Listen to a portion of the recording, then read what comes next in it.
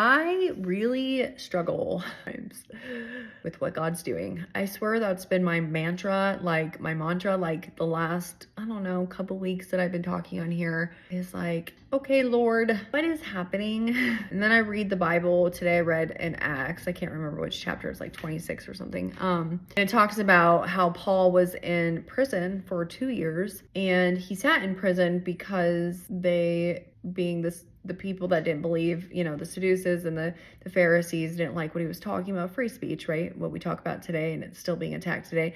So they put him in prison because they just didn't know what to do with him, being the Roman Empire. And then 2 years later, it switches leadership or whatever. And then they finally bring Paul out, and it's like, ready to deal with him. I think about that. I'm like, I went to prison for 2 years and with no due process, okay, and free speech violations. I mean, it's like, obviously they didn't have free speech back then, but it is the exact same thing, you guys, that's happening today to so many of us.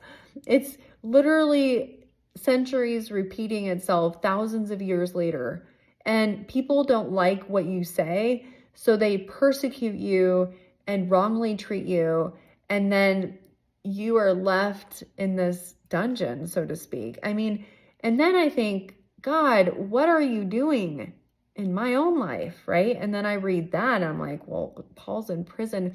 So I think, what type of prison are you in? What type of prison am I in? I'm clearly not in a real prison, but sometimes we're in this like prison of life, right? We think God should be doing something that he's not, that he's silent when he should be not silent. And then you read the word, and then you're like, well, that's sideways, my thought process. Man, lately I'm like, God, can I just have like a victory? And God's like, well, here's a victory, reminding me. And I'm like, that's not what I want.